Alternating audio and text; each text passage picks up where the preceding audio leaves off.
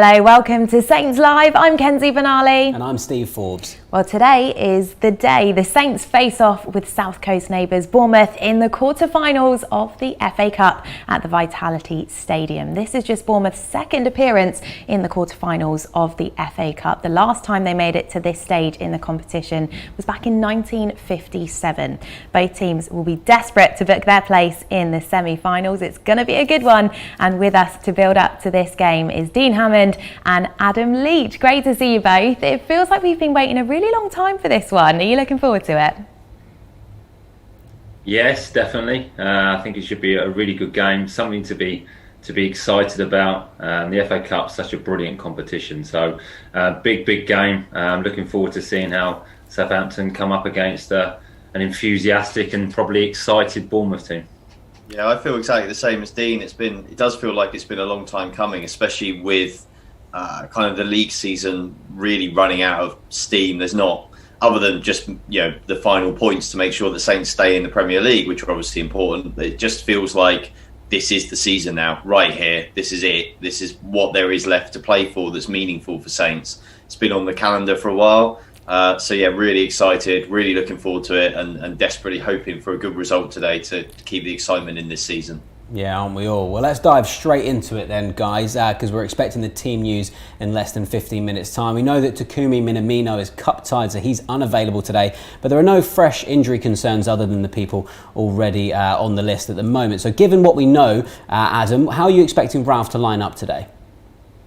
I wouldn't expect too many changes, Steve, to be honest. I don't think there's really room for too many changes when you look at actually what's available to Ralph. With Minamino out, it'd be interesting to see what he does. I kind of wonder whether he might take Nathan Tella out of the firing line as well today, and he might put Redmond up front with Che Adams and bring Gineppo in a bit deeper. I just wonder if that gives him a bit more experience, a little bit more attacking depth, ability to pick up the ball perhaps a little bit deeper and run at Bournemouth while leaving Che as the target man. But elsewhere in the team, I don't honestly see there's a lot of room for manoeuvre. After the Brighton game, I guess if you had a full squad, you might have been tempted to make some changes because it wasn't good. But he doesn't really have that luxury. So I think it's about making those changes up front, and for the rest of the team, just trying to motivate them to kind of pick them up after that result and get them out again and feeling a bit more confident in themselves. Yeah, Dean, Ralph has named strong sides in the Cup this season. Are you just expecting much of the same today then? Yes, I think that the manager will go as strong as he possibly can. I agree with Adam. I think the manager will go for the most experienced team he possibly can put onto the pitch. I think bringing Nathan Redmond in is sensible. Nathan Teller's done very, very well, but probably could do with a rest and maybe come off the bench and make an impact on the game. Gineppo will come back in. We've seen the manager really likes playing him. He trusts him, so I think he'll come back into the team if possible. But yeah, I think the manager, if he looks at it, the performances over the last few weeks, I think he would like to freshen it up, maybe make some changes. But like Adam said, he doesn't have the luxury to be able to do that with the injuries and suspensions and cup tie. He can't make those changes. So the shape will be the same. He's been very consistent with that. I think the back five will stay the same. It's just whether Nathan Tella stays in the team or comes out. And I think that will happen. Not anything to do with his performances, but just like Adam said, take him out of the firing line and allow him to come onto the pitch with maybe 20 minutes to go and make a real impact on the game. We've just seen scenes of the Saints players arriving at the Vitality Stadium. As we've discussed, we know that there will be one change at least to the last side that we saw take place. Takumi Minamino is cup-tied, of course, as we've mentioned.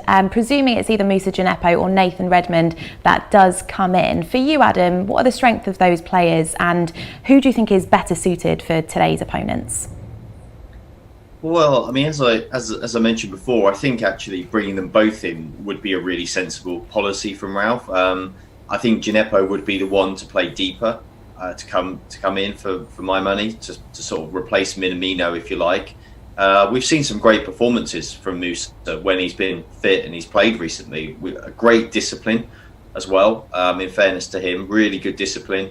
I think today, assuming he comes in, I'd like to see him try and unleash a little bit more at Bournemouth. I think that when you're playing a team like that actually that little X factor that he's got against no disrespect, but Bournemouth are lesser opposition than, say, a Man City or a Chelsea. I think that Musa is the kind of player that can make that difference. He's got that little something extra.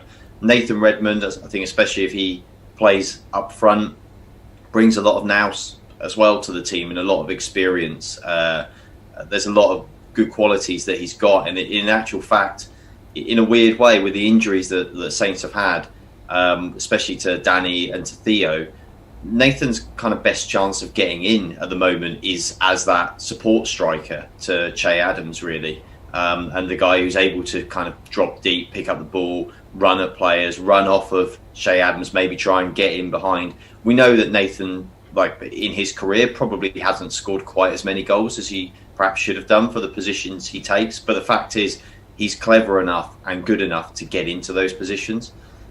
I think he's probably not had the best run of form of late. I think that's fair to say. So I think there's a lot on this for him. But he is a player who can rise to the occasion. I think he's proven that in the past. So I think in order to get experience into the team, Ralph will trust both of them to do the job today. Dean, it's going to be really interesting to see who actually starts in goal today. Fraser was brought back in as the cup keeper, but he's now very much established himself seemingly as the Premier League keeper as well. So what would you say his strengths are, as well as Alex McCarthy's, and who do you think is going to get the nod today? Well, both very, very good goalkeepers, both international goalkeepers, got a lot of experience at this level, and competing for that one spot. So it's difficult, you know. It's hard because I think Alex potentially will be suffering from a little bit of confidence because of the amount of goals he's let in and the heavy defeats. I'm not saying the goals are his fault at all, but that will kind of be on his mind a little bit. I think Fraser's come in, he's kept clean sheets, he's looked very, very assured. He's got good composure, you know, with the ball at his feet. He's a little bit better than I remember him being at, so that's improved his game. And he's got that presence, you know, from crosses. He's a big guy. He's got that physical presence, which helps defenders. It gives defenders confidence. I think Alex potentially is a better shot stopper, you know, and then one-on-one situations, he's made some really, really good saves, really vital saves. And when Southampton were performing very well at the beginning of the season, he was a huge part of that with the saves he made and the performances he was putting in, and we was all giving him recognition and praising him at that point. But he's had a dip of form. I think the manager will go with Fraser Forster personally, just because I think he's made that decision now. He's made Fraser his number one. He's put him back into the Premier League team. And I think today's game is so important that he will go with his strongest and his best team. And Fraser is part of that at the moment. But it's very, very close. And it's a luxury for the manager to have such two high-quality goalkeepers. And it's a hard decision. But personally, I think he will go with Fraser today. Well, before we speculate any more on the team news, let's look back at the last time the two sides met at the end of last season. Had a habit of meeting each other now, these two, but will it be the last meeting for quite some time? Right with Long plays it back, Armstrong plays it square, might have another bite of the cherry here, Redmond. Forward it comes to Ings, cuts inside, edge of the penalty area, and he's done it again! Danny Ings, edge of the penalty area, don't doubt him for a second from any distance, right-footed, beat Ramsdale, and Southampton take the lead. But he's going to put it in with the right foot this time, and Romeu heads up. Well, it's being checked now for a possible handball. VAR is headed there from Romeu. Can he get his 22nd league goal of the season? No, he can't. It's a really poor penalty. And Ramsdale dives to his left. It was bread and butter for him. Very unusual there from Danny Ings, but it was a soft penalty. He's missed it, and it stays 1-0 to Southampton. In from Kelly. Up towards Surridge, who heads it on into a dangerous area and finishes into the back of the net. Bournemouth equalise. He's offside there as it was flicked on into the penalty area. It was away the first time, and then it was into the back of the net from Surridge. Thought about putting the ball into the box. Bertram plays it left of the penalty instead to Obafemi. Che Adams looks to try and pull the trigger, and he does! And it's 2-0 to Southampton with probably the last kick of the game. And Che Adams has got his second Saints Premier League goal, and Saints are heading back with 3 points. It's Bournemouth 0, Southampton 2. There we go. Well, Adam, you spoke last week about how most of Shea's goals tend to be instinctive and lashed hard, and I suppose that one was as well, though there was a good bit of composure about it too. Yeah, I mean, interesting with that one, it's not a great first touch, which I think, in a way, makes it a more instinctive finish. It's the second touch and the third touch are fantastic, but the first touch, he just kind of almost stumbles over it, but there's nobody close to him, so he gets that chance to get it back out of his feet again, and then just absolutely wallops it, basically. And that's really when Shea is definitely at his best, for me, in and around the penalty area, is when he's just kind of got to hit it. His finishes are power finishes. They're not really loads of precision finishes. They're not sort of side foot, the kind of thing that you see from Danny Ings. You see from Danny the lovely side foots into the corner. You see the dinks over the keeper, the delicate touches, giving the keeper the eyes and going the other way. Danny's got all that in his locker. With Shea, it's all about power. Nearly all the time, it's kind of just get your laces through the ball, basically. And when he hits it, and he hits it sweet, it really, really stays hit. And it's very difficult for goalkeepers to save that. The bit of his game he has to improve upon to score the number of goals that I think we all believe he's probably capable of, and he's got the game for. It's just that bit of composure, really. It's those one-on-one opportunities he gets where, he's got the ball at his feet, he's maybe running at the goalkeeper, and he's got that opportunity then to. It's not a power finish at that point. It's a finesse type thing for him. And that's the one where you think tends to just maybe overthink it a little bit. It's not quite as instinctive for him. That's the bit that he needs to improve. But I think that comes a bit with experience as well for strikers. I don't necessarily think that that's just something that he can't learn and he'll never be able to find it. And he's actually got a really great person to learn from in Danny that he's normally playing alongside and training with every day, because Danny's, as we've seen, is an absolute master at that kind of finish. So I think it's in Shea's locker, but if he can find it, he'll be a 15 to 20 goal a season striker rather than a sort of 8 to 12. Well, Dina, was announced this week that he's decided to represent Scotland at international level, and of course he's been called up for their matches at the end of the month. How pleased were you to see that?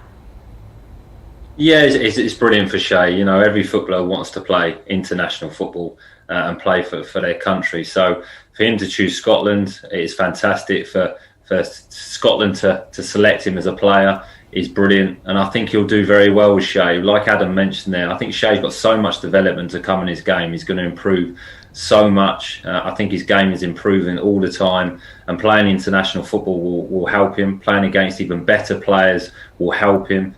And if he can bring that composure into his game, he's going to really, really improve it as a player. And I think you'll see from Shea, with seasons to come, he will get to that point where he's scoring 15 to 20 goals. And he'll be a really good, I was going to say signing then, but a really good addition to Scotland. It will lead the line very, very well, because I rate Shea really, really highly. And I kind of, as an Englishman, I wish he'd waited a little bit longer, to be honest. I wish he'd waited for a couple of seasons and kind of maybe backed himself to get into the England squad, because I think he's got the ability to do it. I really do. He's a top player. He needs to be more consistent. He needs to score more goals, but he's improving all the time. So I think it's a real bonus for him and a real bonus for Scotland that he's going to be playing international football. And I rate him very, very highly. I really do. I mean, I've played with Shea and I've watched him play over the last couple of seasons, and he's improving all the time. He's a very, very good player.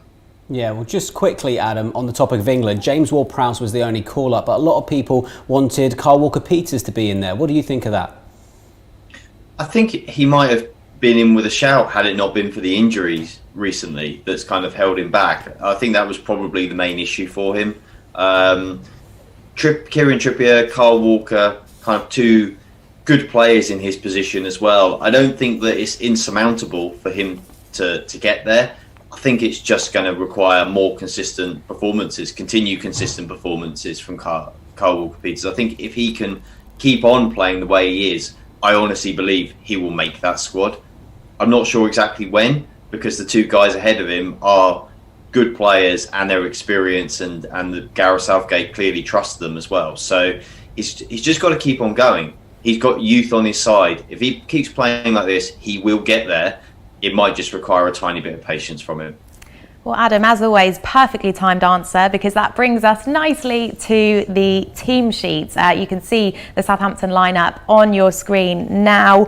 Nathan Redmond comes in to replace Nathan Teller, and it's Moussa Djenepo who steps in for the cup-tied Takumi Minamino. So let's look at that team in full then. It's Fraser Forster in goal. The back four, Carl Walker-Peters, Jan Bednarek, Yannick Vestergaard and Ryan Bertrand. In the centre of midfield is our captain James Ward-Prowse, and alongside him is Ibrahima Diallo. Out wide is Stuart Armstrong and Moussa Djenepo, and leading the line for Southampton today, Shay Adams and Nathan Redmond. The Saints bench then is as follows: Alex McCarthy, Mohamed Salisu, Jack Stevens, Kane Ramsey, Will Ferry, Alex Yankovic, Caleb Watts, Nathan Teller and Dan and Lindeloo. So really, that's kind of as we were expecting, Dean. You thought Fraser would start in goal. I think Adam mentioned that perhaps Teller would be replaced by Redmond. How pleased are you with that starting 11? I think it's very, very sensible from the manager. I think it's the strongest team he can put out for such a big game. And to bring Nathan back in, a bit of experience, he'll play off Shay, which I think they've played together a couple of times and it's worked. Shay can be the physical presence, can help players join in, and Nathan Redmond can run in behind and also get the ball to feet and run at the defence. And Djenepo coming in, like Adam said, he may get a little bit more freedom today. Southampton may have a little bit more of the ball, so he can really try and express himself. He may not have to do such a intensive job defensively, so he may have more energy when Southampton have actually got the ball. So it's a strong team. It's the best team the manager can put out, and it's the best possible team that can beat Bournemouth. So I'm looking forward to seeing them play today. Adam, what are your thoughts then on this starting 11? Yeah, echo what Dean says. It's the best team that I think Ralph could pick, given it all his options today. I think it's the right team. It's interesting when you look at both of the teams. If you look at Bournemouth's starting 11 as well, it's when you look at the two teams, they are both slightly stretched at the moment. That 11 is kind of their experienced players. That is their team to try and get this job done. The benches are largely youngsters, and yeah, there's some exciting talent on there, and maybe one of those might come off and be the match winner, but largely it's younger players, and the starting 11s are what are going to have to get the job done today. And certainly for Saints, I think that's incredibly true. I think that starting 11 really is more or less going to have to win this cup tie for them, but I think it's a strong team as Ralph could put out, so yeah, happy with that. All right, so that's Dean and Adam's thoughts, but what do you guys think watching along at home? By the looks of things, you're pretty pleased with that. Mark Littlewood, thanks for this comment. He's got in touch. He says, well, that's the best lineup. Yvonne is also with us. Hello to you. She says, make today's result count. Come on, you Reds. Chris, he's on Facebook. In Ralph We Trust. Come on, you Reds. James has also said he's going with a 3-1 win to the Saints today. Eric is joining us all the way from Sweden. Hello to you, Eric. Thanks for your company. Richard is also with us. He says, come on Saints, get us to Wembley and save our season. It is an important one, isn't it? Peter says we can do this, Saints. And Graham is also going for a 3-1 win today. He says he will be listening all the way from Virginia in America, originally from the Isle of Wight. How about that? Oh, amazing stuff. A bit of a commute if he was still working. Absolutely. Right, we're going to look back at an old game now, all the way from 2011 when the Saints travelled to Dean Court in League One to take on Bournemouth. Dean, I believe this was a game you played in, and Adam, you were there reporting on it too. Both sides going for promotion, so it was a really important one that day, Adam. Yeah, it was, and there was a lot of spice behind this game as well, Steve. This was the first time the two teams had met and played there at Dean Court at Bournemouth for about 50 years, or more than 50 years actually. So Bournemouth were really up for it. I mean, for Bournemouth, this is their derby. For Saints fans, this is not the big one. That's obviously Portsmouth. But for Bournemouth, playing Saints they consider that to be the big rivalry for them. So the fans there have been waiting for this for generations. Some of them, obviously, a lot of them, had never ever seen them play Saints in front of them at their home ground before. So it was a huge game, and I think Dean will probably remember wasn't a classic quality wise, but there was some spice in this for sure. Well, Dean, I want to get your thoughts then, because as Adam alluded to there is much debate as to whether or not this is a derby. What was the atmosphere like for you as a player on the pitch? Brilliant. The atmosphere was really, really good. Obviously, going 1-0 down, as you see here, wasn't a great start. But no, offside, wasn't it, though? Offside. I know, I'm looking at that now, Adam. Obviously, I don't know the rules because it's come off Danny Butterfield and I'm trying to claim for offside, which you do on the pitch. I think I'm moaning to the referee and the linesman. There you are. You got one mistake. It's my clearance. But no, Kenzie, the atmosphere was brilliant. But going behind just increased that intensity. The Bournemouth home fans were loud. They, as Adam rightly said, they saw it as a huge game. And it was a big game for us as well in terms of the league position and what we were trying to achieve. So a really, really good game. It was a poor game, to be honest, in terms of the standard. The pitch wasn't great. But that kind of just added to the atmosphere and added to the intensity of the game. So, we came out victorious in the end, which was brilliant. But it wasn't nice going 1-0 down, I must admit. Dean, what were you actually trying to claim for there? Offside? You're trying to pull a fast one because you smashed him so hard in the face there. I was, Steve. Of course I was. I was out of embarrassment a little bit. Why, to start with, why I've not got someone in front of the marker on the throw-on, then why I'm trying to clear it with my toe to hit Danny Butterfield straight in the face, I don't know. And then I'm trying to claim that it's offside. So, you wouldn't have needed VAR for that, I don't think. But, a little bit of a mistake. But, to go 1-0 down wasn't great, I must admit. Well, what was the feeling at this stage then? Because we've just come close to equalising, but I believe in a moment we will see us draw level with Bournemouth. What were the thoughts for you, Adam, watching from the stands?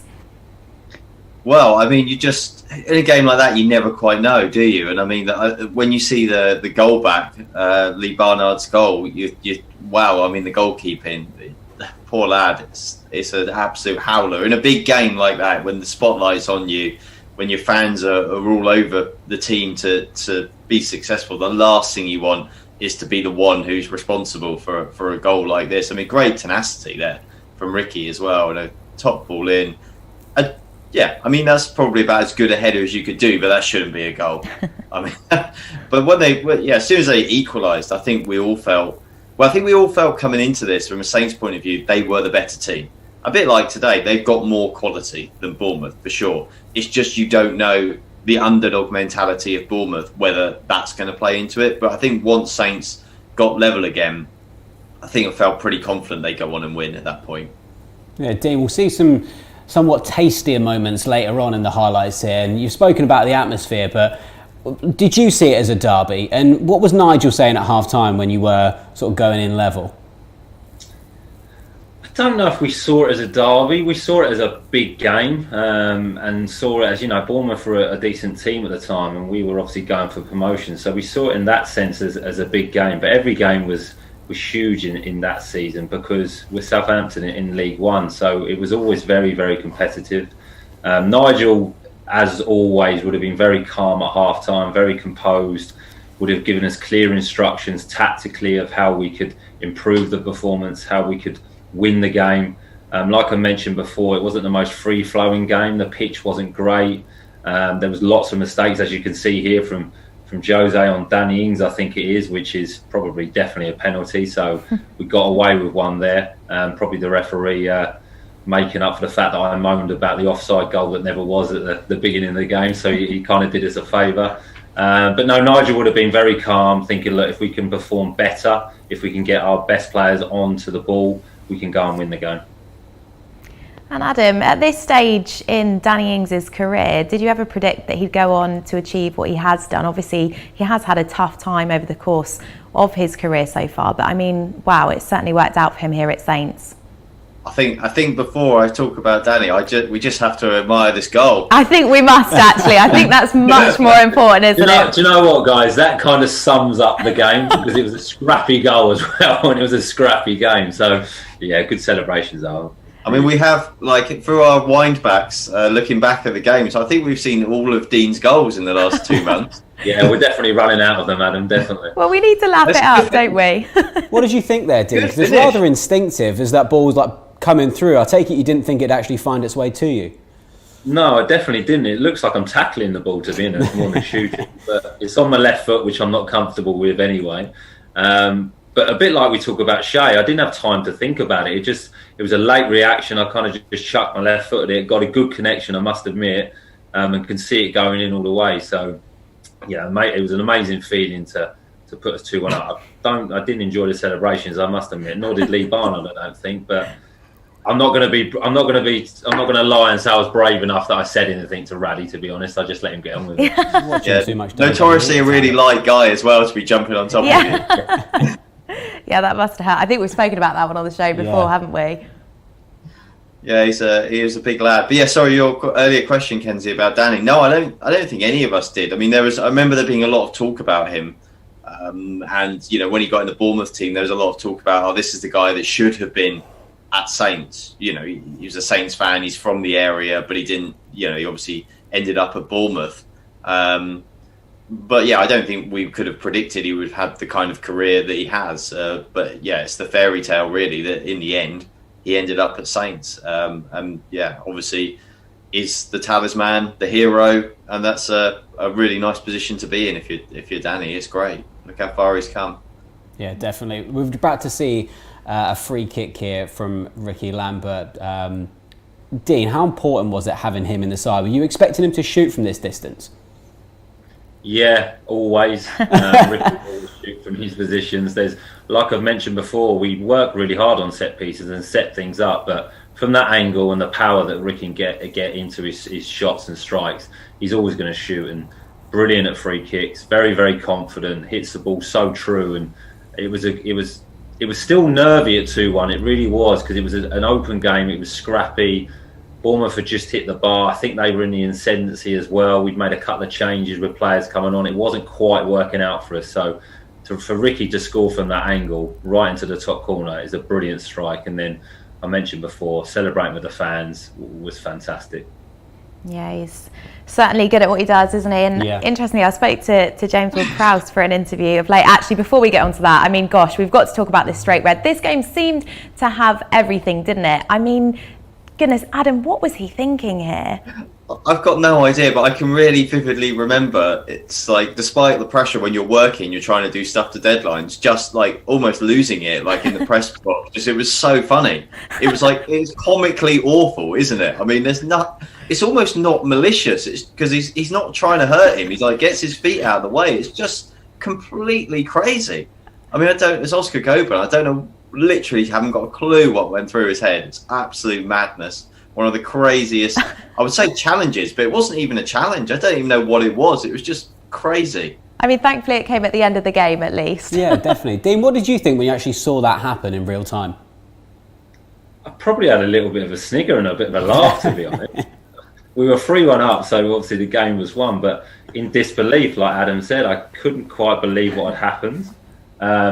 Oscar wasn't like that. You never really saw him making really tough challenges in training. He wasn't one that would be very, very aggressive.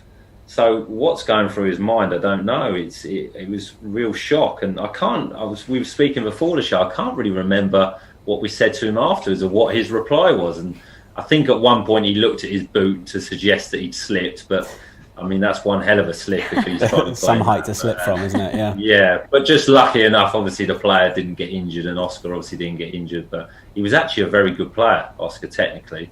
But I don't think the player or him ever recovered from that challenge. So, yeah, a bit comical, to be honest. Yeah, well, a 3-1 win there. Very much enjoyed watching that back. Just a quick one on Nigel Adkins, obviously Southampton manager there at the time, and he's just been appointed manager of Charlton. What are your thoughts on this one, Adam? Yeah, good for Nigel. Good luck to him.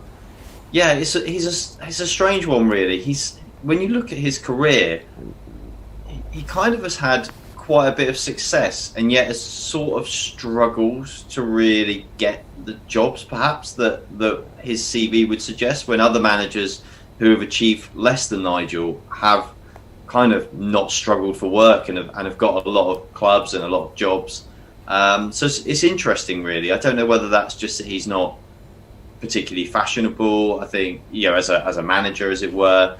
I think sometimes maybe the vibe that he gives off, like the way he presents himself, I think maybe puts off some people a little bit. Some chairmen maybe just maybe don't quite buy into the way that he goes about doing things. But I think it's good for him to be back in the game, and I wish him the best of luck. He was obviously a very successful manager at Saints, and I hope he will continue to be and do really well for Charlton as well. Good luck to him and good luck to them. Yeah, Dean, you've always spoken quite highly of Nigel. Do you think he'll do well at Charlton? I think he will, and I think it's the perfect fit for him and perfect fit for Charlton. You know, Charlton are looking to get back to the Premier League at some point. I think they've got new owners now who are looking to invest in the club and put a plan in place. And Nigel's very good at putting a vision together and putting that plan in place with patience and with time. And like Adam mentioned there, I spoke to Nigel about 2 or 3 weeks ago, and I know he's been offered jobs in the past and he's turned them down because he wants to manage in the Premier League. He wants to get back to the Premier League. And with a club like Charlton, even though they're in League One, there will be opportunities there. So I think he'll do very, very well. I really do. He's a good manager. He plays the game in the right way. Charlton have got a good squad. They're near the playoffs. There's an opportunity to go up this year. And also Charlton, they bring some good youngsters through. They've got a good academy there, and Nigel's very good and brave enough to put young players within the team. So I think it's a really good fit for both Nigel and Charlton. Yeah, most definitely. Well, as always, fans watching along at home are sending us their thoughts and having their say. Ryan has said, good luck to Nigel and getting the Charlton job. We're on your side until you play Saints. Everyone else is just nodding to the team news. Most of you really pleased to see the way the Saints line up to take on Bournemouth. Carla said, hope the lads are positive from the off today. Tractor Saint on YouTube has said, I'm locked down and watching from Portsmouth. Sorry to hear that. Come on, you Reds, do us proud. Peter on YouTube says, I'm positive, cup form has been good. Lynn's also with us, hello to you. She says, we need this win, lads. We are all behind you. We most certainly are. Alex is also joining us on the live stream. He says, up the Saints, come on, big game. Let's get to the semi-finals. Cameron Ward has said, watching from sunny Cyprus. Oh, glorious, Cameron. He's pleased with the lineup. Good lineup, he says. Come on, you Reds. And a final one from Mike Emery. He's watching along on Facebook. He says, it is a strong team. I just hope they have the determination to win today. Yeah, so do we all. Right, let's get back to the game at hand. And before we talk about it a bit further, we're going to hear from Ralph now, because he's been speaking about just how important this game is for the club. We said about the cup for us to have a chance to win the trophy. And I think this is why we took it very serious from the beginning. We didn't pick the best team against Wolves and Arsenal to say now it's not important anymore. So for us, it's very important. We said when we are in a better position in the league, we can also concentrate on the cup, with the risk that we have then a few more injuries maybe, but we took this risk. And because of having a game like we have on the Saturday, a game where we have a chance to come in the semi-final of the most traditional competition in England, football. And I think it's for us, for the players, for the staff, for the fans, for everybody in this club, maybe the most important game in this year. Well, there we go. Ralph saying that it's the most important game of the year there, Adam. How would you sum up the importance of this match today? Well, he's absolutely right, Kenzie. It's clearly the most important game of the year now for Saints. It might not have always been this way, but it certainly is now when you look at the context of their season. I mean, when you take a look at the league table now, I think realistically, after Fulham's defeat last night, I think we can be very confident that Saints will stay in the Premier League despite a really terrible run of form recently. They've got enough. Possibly they've got enough now, but certainly just scraping together a few more points would be enough. Not that that's what we want, just scraping together points, but nonetheless, what I mean is they're safe. They are probably going to make a run for the top half of the table now. That's probably gone. So really very, very little to play for in the Premier League, in all honesty. So the FA Cup is it. And for so long, we've wanted more FA Cup action. We wanted another final. We wanted, more than anything, another trophy in the cabinet, in a cabinet that should have more trophies in it than it does at St Mary's. You got to a quarter final.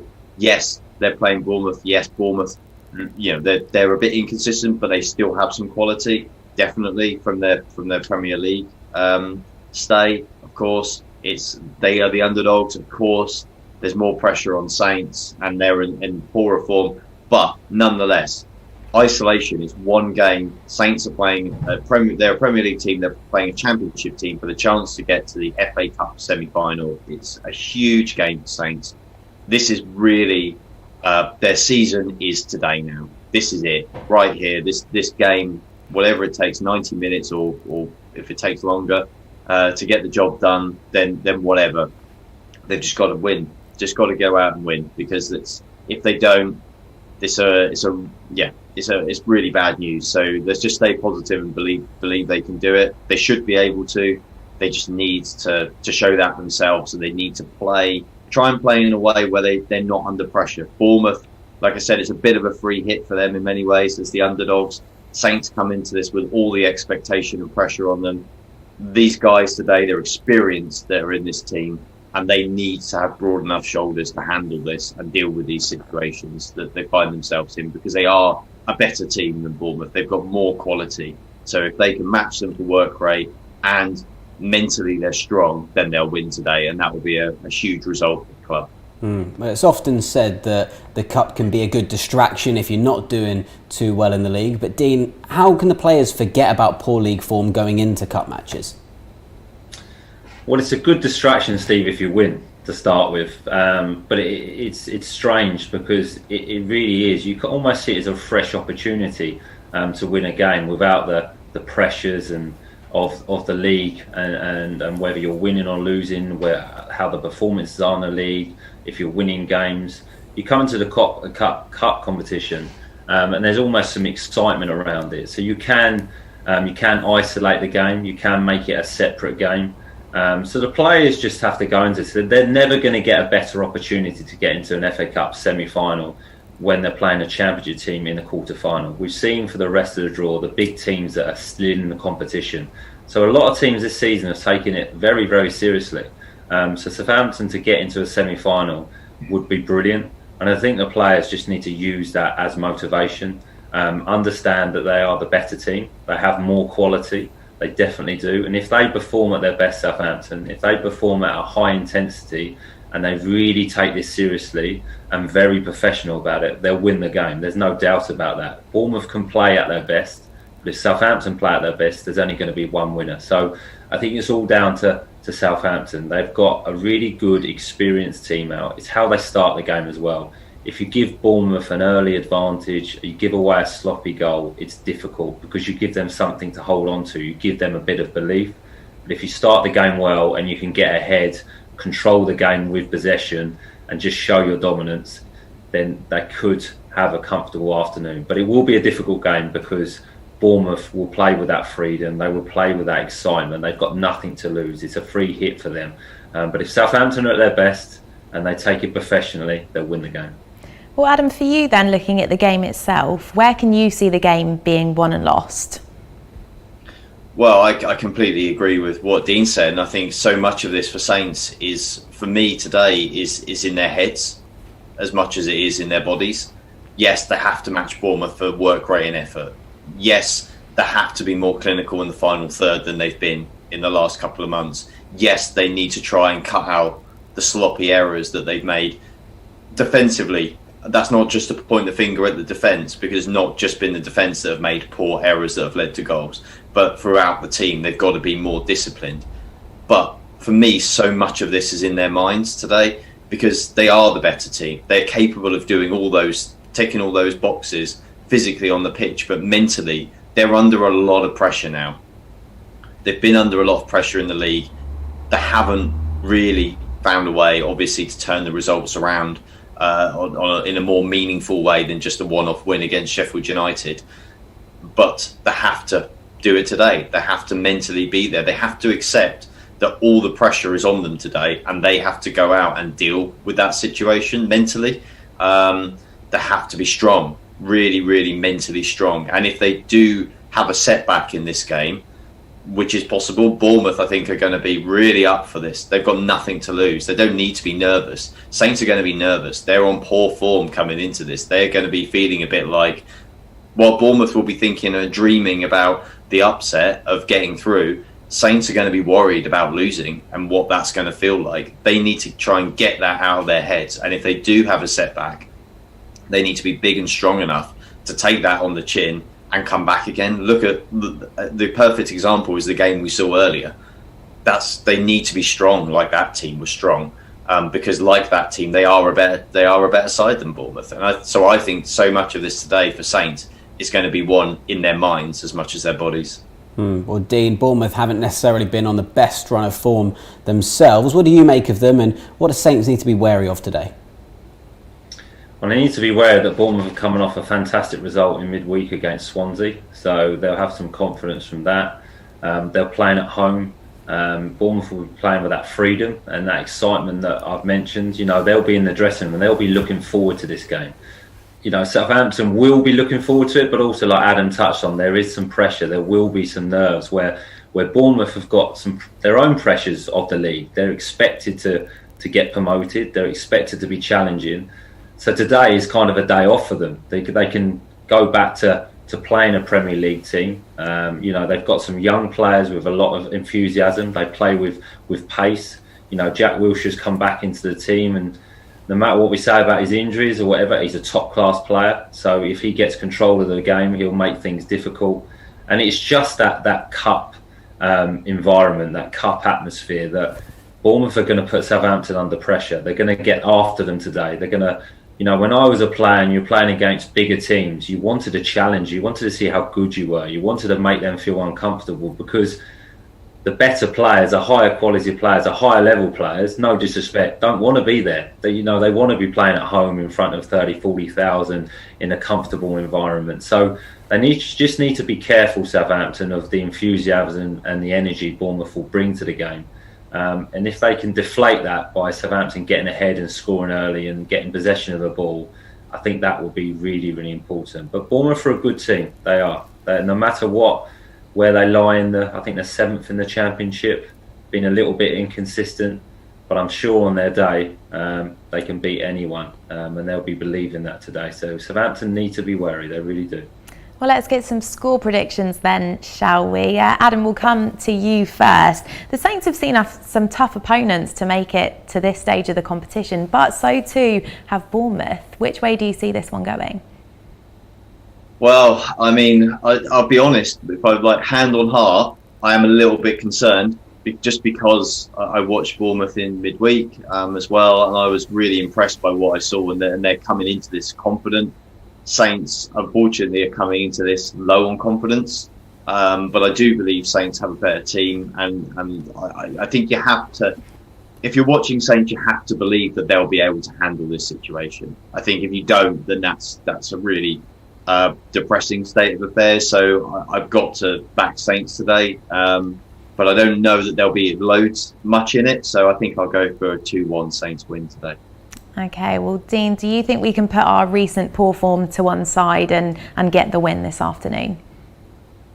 Yeah, definitely, Kenzie. I think we can. I think we go into the game and approach it as a huge FA Cup tie with the chance to get into the semi-final, not consider the previous form or results.